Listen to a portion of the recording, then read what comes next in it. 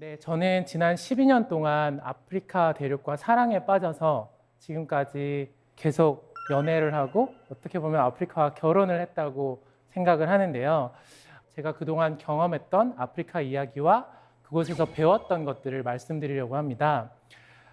첫 번째로 여러분한테 여쭤보고 싶은 것이 있어요. 아프리카라는 단어를 들으면 여러분 어떤 생각이 가장 먼저 떠오르시나요?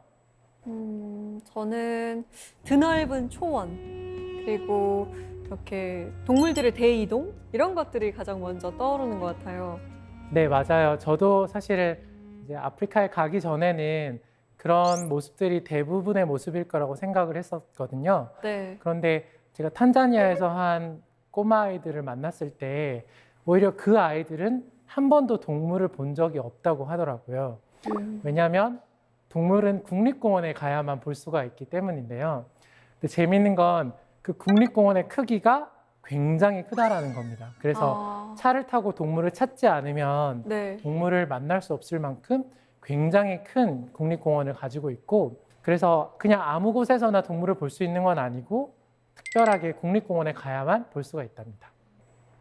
제가 많은 분들에게 이 질문을 던졌었는데 대부분 답을 해주시는 내용은 비슷했던 것 같습니다. 굉장히 아픈 아이라든지 야생 동물이 뛰어다니는 그런 장면이라든지 뭔가 힘들고 어려운 모습들을 많이 생각을 하셨던 것 같아요. 그런데 여러분이 알고 계시는 그 아프리카의 모습이 진짜 아프리카의 모습이 아니고 그 외에도 새롭고 다양한 다른 모습이 있다면 여러분 어떠실까요? 몇 가지만 제가 간략하게 말씀을 드리면, 일단 아프리카는 나라가 아니라 대륙이죠. 그래서 55개의 국가로 이루어져 있습니다. 우리 남한의 사이즈와 비교하자면 약 300배 정도 크기가 돼요. 그래서 굉장히 넓은 대륙인데 아마 이렇게도 실감이 좀 안 되실 것 같아서 저희가 알고 있는 미국, 영국, 프랑스, 독일, 그리고 인도, 중국 이런 나라들을 다 넣었을 때 아프리카 대륙의 크기와 동일하다고 합니다. 굉장히 큰 대륙이라는 걸 아시겠죠? 그리고 그런 만큼 아프리카 대륙에는 굉장히 다양한 민족과 언어 같은 경우에도 2,100개나 되는 언어를 가지고 있는 대륙입니다. 그런데 우리는 그런 크고 방대한 대륙인 아프리카를 너무 한 가지로만 생각하고 또 부정적으로 많이 생각을 해왔던 것 같아요. 그런데 이제 저희가 왜 이런 고정관념을 가지게 됐는지 한번 생각을 해보면 사실은 저희가 학창시절에 자라오면서 아프리카에 대해서 좀 제대로 배울 기회가 일단 많이 없었던 것 같아요. 그런데 유일하게 저희가 아프리카에 대해서 접했던 정보들은 주로 TV에서 많이 봐왔던 장면입니다. 아프리카를 돕기 위해서 많은 NGO들이 만들었던 광고, 그 광고에는 항상 앙상하게 말라서 배가 불뚝 나온 그런 힘겨운 아이를 보게 되었었고, 또 많은 다큐멘터리에서는 많은 동물이나 전통 부족 같은 그런 모습들을 보여주다 보니까 저희는 항상 아프리카는 그렇게 가난하고 원시적인 곳이라고 생각을 하게 됐던 것 같아요. 그래서 저는 이제 그런 모습만이 아프리카의 전부가 아니라 새로운 모습이 있다, 그런 이야기들을 좀 드리고 싶은데 여러분께서는 그럼에도 불구하고 내가 왜 아프리카에 관심을 가져야 되지? 그런 생각을 하실 것 같아요. 그래서 제가 한국인의 한 사람으로 또 한 명의 청년으로 아프리카 여러 국가를 경험하면서 제 생각이 어떻게 변했고 제가 어떤 배움을 얻었는지 그 이야기를 한번 따라와 보시면 이 강연이 끝날 때쯤에는 여러분도 아프리카에 대해서 조금 새로운 관점을 가지실 수 있지 않을까 생각을 합니다. 제가 처음으로 만났던 나라는 동아프리카에 있는 탄자니아라는 나라입니다. 그때는 벌써 12년 전 제가 대학교 졸업할 시기였는데요. 저는 굉장히 고민이 많았어요. 다들 이제 진로 고민을 하는 시기잖아요. 나름대로 저도 열심히 대학생 생활을 했었습니다. 뭐 공부도 열심히 나름대로 하고, 뭐 아르바이트를 하고, 네, 또 다양한 활동들을 했었었는데 대학을 졸업할 무렵이 됐을 때 왠지 모를 허무함 같은 것들이 저한테 찾아왔었어요. 내가 굉장히 나름대로 열심히 산 것 같은데 무엇을 위해서 그렇게 열심히 살았을까라는 질문을 해봤을 때 제 안에 명확한 답을 얻을 수가 없었습니다. 그래서 뭔가 다음 진로를 선택하기 전에 진짜 내가 뭘 하고 싶은지, 내가 어떤 사람인지를 좀 아는 시간이 필요하겠다고 생각을 했고, 그런 기회가 뭐가 있을까 찾아보던 중에 해외 봉사활동이라는 그런 프로그램을 알게 됐습니다. 그래서 이왕이면 젊은 나이에 남들이 가보지 않는 곳, 새로운 곳을 한번 가보면 좋겠다. 그렇게 생각을 해서 지원을 하게 됐고, 한 NGO에서 저를 감사하게도 뽑아주셔서 탄자니아라는 나라로 가게 됐습니다. 저는 NGO에서 한 시골 마을에 들어가서 학교를 짓는 일을 하게 됐는데, 그래서 매일 공사장에서 일을 하게 됐습니다. 그러던 어느 날이었어요. 제가 일을 마치고 이제 퇴근하기 위해서 기다리고 있던 중에 어떤 할머니 한 분을 발견하게 됐습니다. 처음에는 할머니가 그곳에 계신 줄도 몰랐었어요. 그런데 여기는 공사장이고 사람들이 주거하는 공간이랑은 좀 떨어져 있는 곳인데도 불구하고 할머니가 떠나지 않고 계속 그곳에 머물러 있는 것을 보게 됐습니다. 자, 할머니는 왜 거기서 그렇게 서 계셨을까요? 제 동료가 저에게 와서 해주는 얘기는 굉장히 충격적인 이야기였습니다. 내용은 할머니가 너무 배가 고프고 살아가는 게 힘들고 경제적으로 돈이 없어서, 그때 이제 저는 현지에서 스티븐이라는 영어 이름을 쓰고 있었는데, 스티븐 너에게 지금 도움을 요청하고 있어. 그리고 할머니는 지금 울고 계셔 라고 말을 하는 것이었습니다. 마음은 정말 도와드리고 싶었었습니다. 그리고 한국의 고향에 있는 저희 친할머니 생각도 났었어요. 그런데 제가 파견되기 전에 봉사단 훈련에서 받았던 교육이 생각이 났습니다. 마음은 안타깝더라도 함부로 돈을 주거나 도움을 주면 조금 위험할 수 있다라는 그런 게 떠올랐어요. 그래서 저는 굉장히 안타까웠지만 사실 그 주변에 많은 보는 눈들이 있었고, 내가 이 돕는 활동을 계속 할 수 있다는 것에 대한 자신이 없었기 때문에 안타깝지만 이 할머니를 냉정하게 외면하고 차를 타고 그 마을에서 떠났어야만 했었습니다.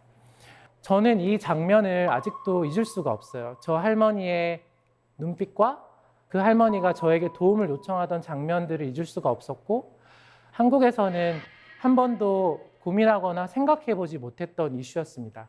사실 봉사활동을 처음 올 때 저는 제가 굉장히 많은 도움을 드릴 수 있을 거라는 생각을 하고 왔었어요. 왜냐하면 나름대로 나는 한국에서 왔어. 교육도 잘 받았고 잘 사는 선진국이라고 할 수 있는 발전된 나라에서 왔기 때문에 탄자니아 사람들을 내가 도와서 많이 가르쳐주고 도와줄 거야 라는 그런 생각을 하게 됐는데, 그 할머니를 통해서 저는 불평등이나 빈곤이라는 이슈를 처음으로 진지하게 고민을 할 수 있었고, 거기에 대해서 많은 도움을 줄 수 있을 거라고 생각했던 제 자신에 대해서도 많은 반성을 하게 됐었습니다.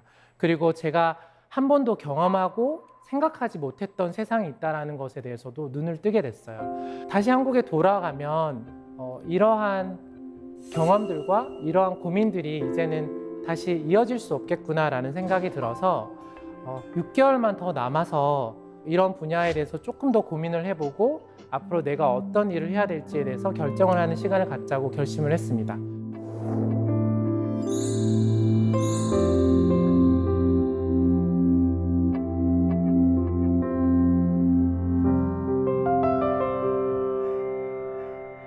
어, 1년 반이지만 탄자니아에서의 경험은 저한테 너무나 강렬했던 것 같아요.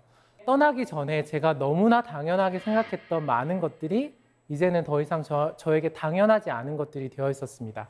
특별히 탄자니아에서 지냈던 마지막 6개월은 더 이상 NGO에서 받는 기본 지원금이 없었기 때문에 현지 대중교통을 타고 현지 음식을 먹는 등 굉장히 절약해서 제가 생활을 했었습니다. 그런데 이제 탄자니아 기준으로 제가 이제 너무나 절약해서 생활을 하다가 마지막에 돌아왔다 보니까 매번 돈을 쓸 때마다 굉장히 마음이 좀 불편한 상황을 겪게 됐습니다. 왜냐하면 매번 내가 이 돈이면 탄자니아에서 이런 걸 할 수 있는데, 이 돈이면 우리 데이케어 센터에 있는 아이들에게 뭐 어떤 것들을 선물해 줄 수 있을 텐데, 그런 생각을 하다 보니까 정말 손이 떨리고 돈을 쓰기가 너무 힘들었었어요. 그리고 돈을 쓸 때마다 제 마음에 일종의 가책감이나 약간의 죄책감 같은 것들이 생기기 시작했습니다. 한쪽에서는 사람들이 저렇게 기본적인 생계나 기본적인 생활이 어려워서 고통받고 있는 경우도 있는데, 이쪽에서는 너무나 풍요하고 너무 많은 것들이 낭비되는 이 두 가지 세상을 동시에 경험한 저로서는 도대체 어디에 내가 기준을 맞춰야 되는가가 너무나 헷갈리고 혼동스러웠습니다. 더 어려운 것은 이게 단순히 한순간의 결정이나 선택으로 끝나는 이슈가 아니라는 거였습니다. 그렇다고 제가 정말 속세를 떠나 모든 소비와 모든 세상으로부터 떠나서 막 산으로 들어가서 살 수도 없는 그런 상황이었기 때문에 그럼 어떻게 기준을 맞출 것인가에 대해서 정말 많은 시간을 고민을 했던 것 같습니다.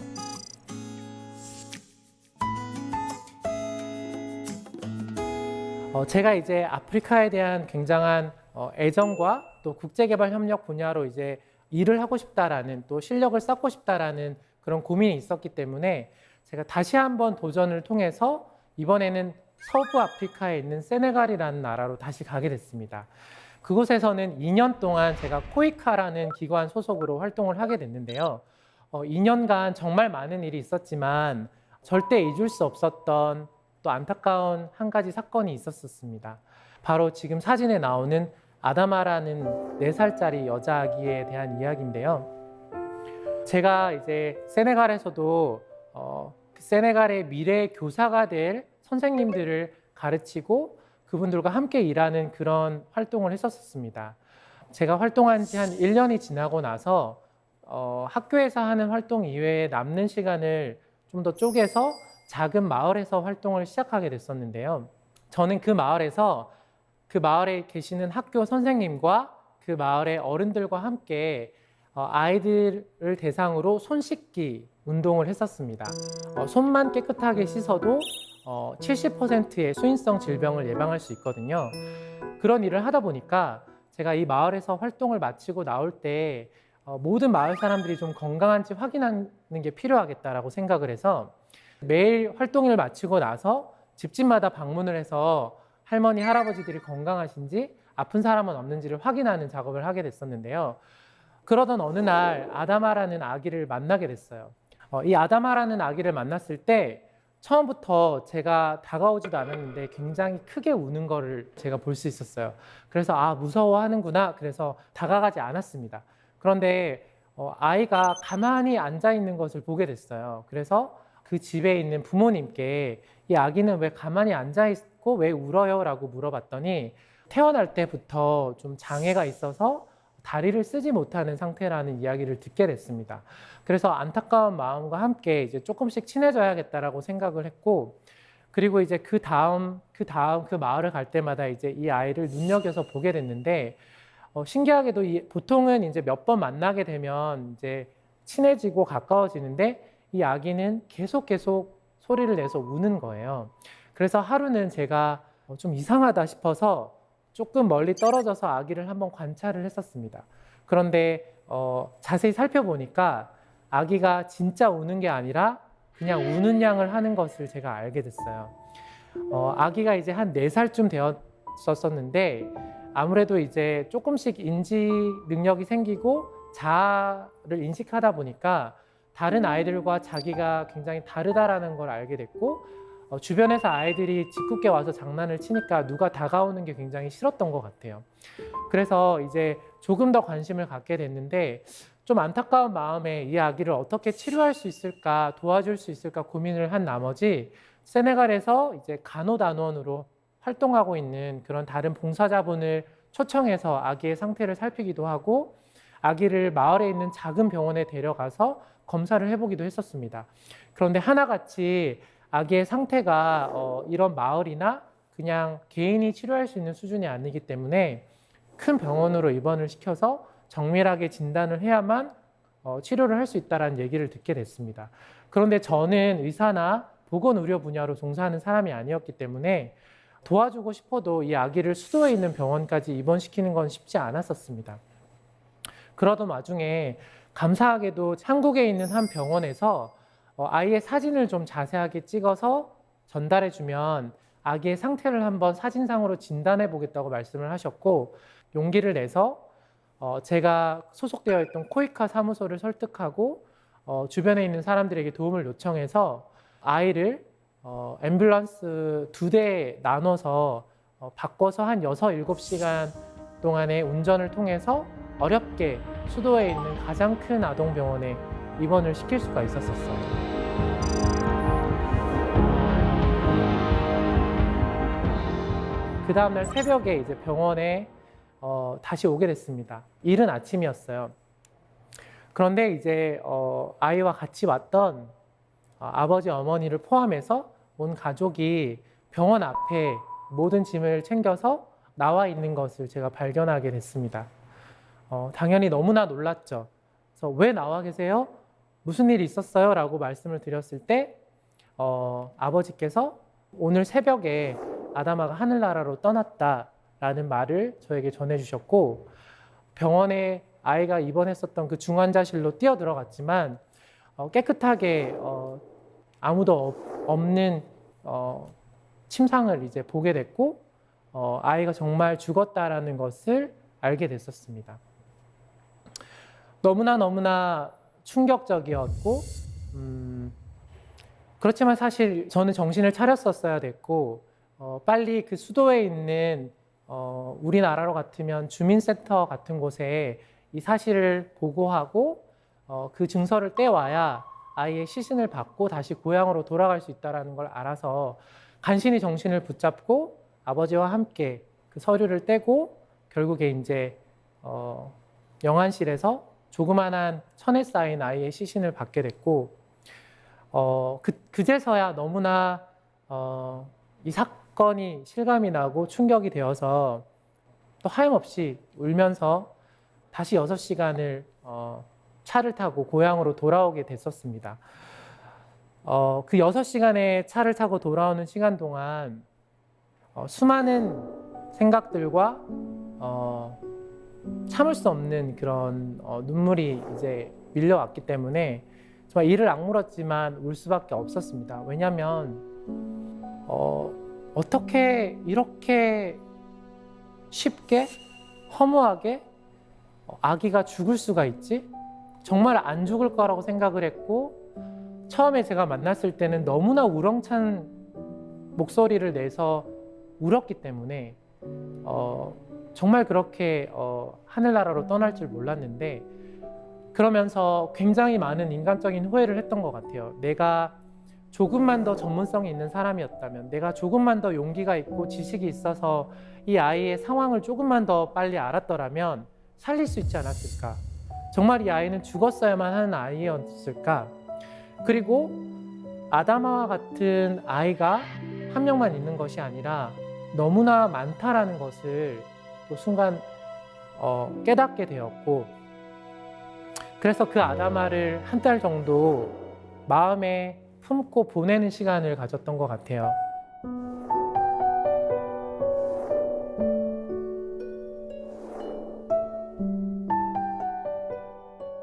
그리고 그 사건을 통해서 저는 아프리카의 오랜 아픔의 역사와 고통의 과정들을 더 깊게 이해하게 됐습니다.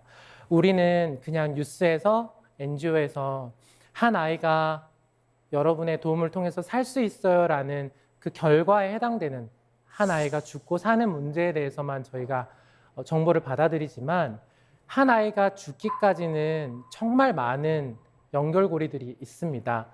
아담아의 부모님이 조금만 더 많은 교육을 받으셨거나 또는 경제적으로 능력이 있으셨거나, 그 마을이 조금만 더 부유한 마을이었거나 그 마을에 조금만 더 나은 보건의료시설이 있었더라면, 또 나중에 결국 알게 된 것은 아담아가 이분 척추증이라는 병을 알고 있었던 거였는데요. 이 병은 산모가 아기를 배웠을 때 철분을 너무 섭취하지 못하거나 과한 노동을 하게 될 때 발생되는 그런 문제입니다.